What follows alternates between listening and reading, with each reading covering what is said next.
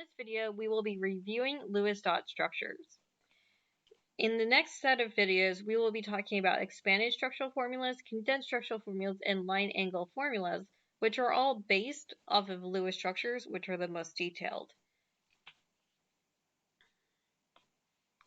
In organic chemistry, we are focused on the same elements over and over and over again. So we're really focused on compounds. We have carbon, hydrogen, nitrogen, and oxygen over and over and over again. So when we're working with the same set of elements over and over and over again, we run into molecules that have the same chemical formula, the same molecular formula, but they have different structures. And since they have different structures, they have different properties. So for instance, ethanol and dimethyl ether both have the same molecular formula of C2H6O, which makes them isomers of one another. However, they are different chemical compounds with different physical properties and different chemical properties, meaning they undergo different chemical reactions and they boil at different temperatures and they have different solubility in water. And so we can't really define compounds using the molecular formula anymore. So try not to use just a molecular formula. You should draw the structure whenever possible. So always draw the structure out for this class whenever possible. On all your lab reports, everything, draw out the structure. We're going to be learning some shortcuts for drawing to make that a faster process, but that's not the way to do it. The only time that you'll ever use molecular formulas is on Master in Chemistry, where they give you a single line text box. But most of the time in that single line text box, they really want a condensed structural formula instead of a molecular formula. So we will be learning about condensed structural formulas soon.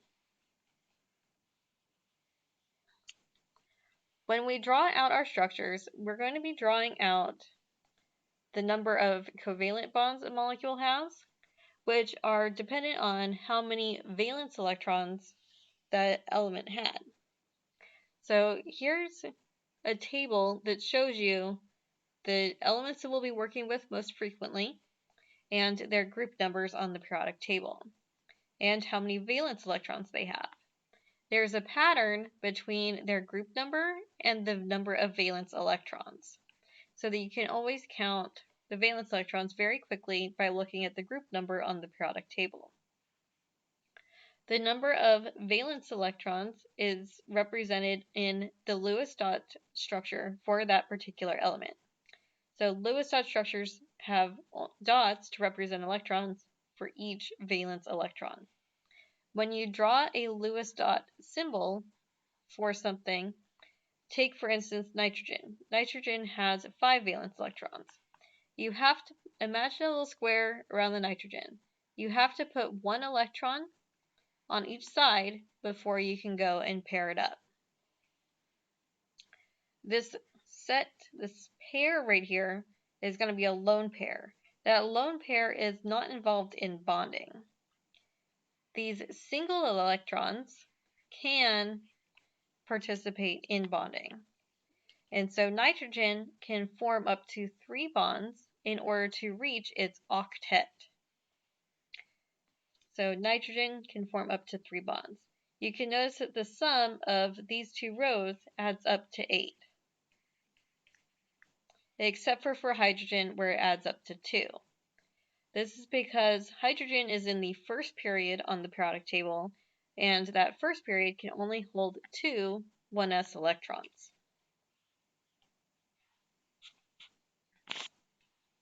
In Lewis dot structures, the electrons are represented as dots, and covalent bonds between the atoms are represented as lines.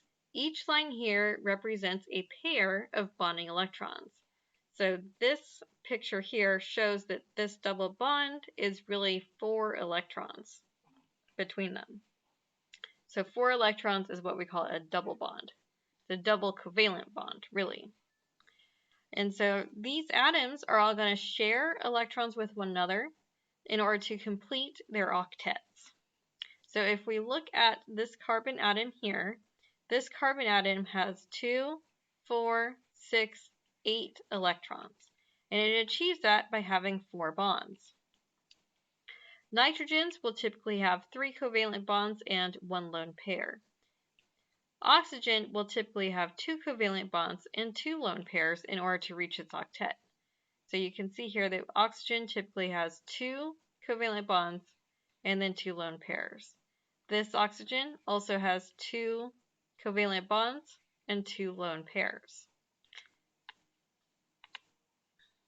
And that's how oxygen reaches its octet. Hydrogen can only form 1 covalent bond total, and then it maxes out its duet. A lot of times in this class, we'll be working with charged ions made out of these organic compounds. And so it's important to recognize when an atom is neutral and when it is charged. These different elements are neutral when they have the specified number of bonds and lone pairs. And so for oxygen, for instance, a neutral oxygen atom would have 2 covalent bonds and 2 lone pairs. If an oxygen atom has less covalent bonds and more lone pairs than that, in order to reach its octet, then this is electron rich. And that means that it is negatively charged. And so this has less bonds, more lone pairs than the neutral. For positively charged ions, it will have more bonds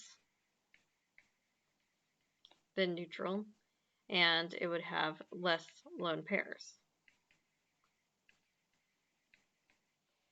You might remember from Chem 3A a polyatomic ion known as ammonium, and ammonium had a +1 charge. So that's an example of nitrogen having 4 covalent bonds instead of its normal 3.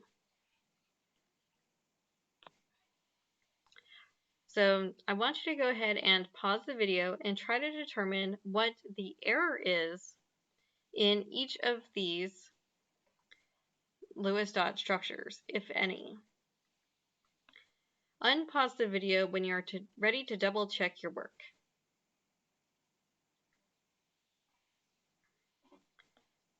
Okay, so let's look at this first one. This first one has too many electrons.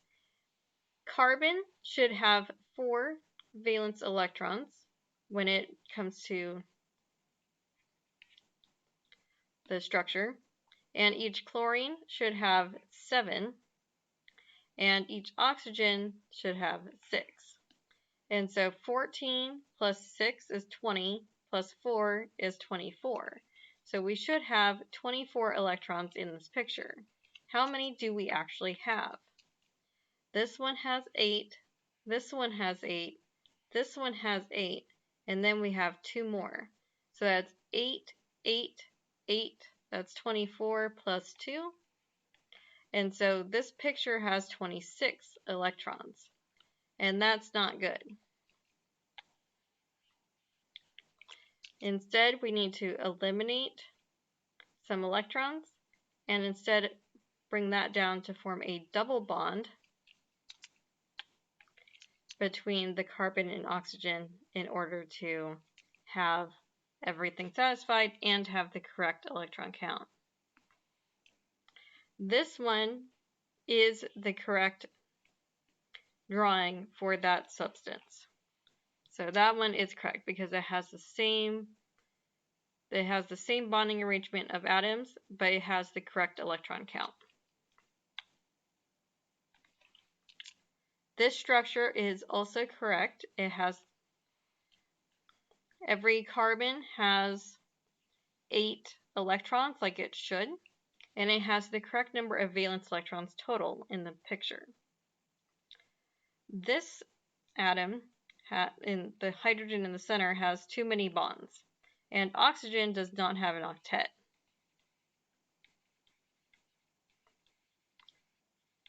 That oxygen only has 2, 4, 6 electrons, and this hydrogen cannot have 4 electrons.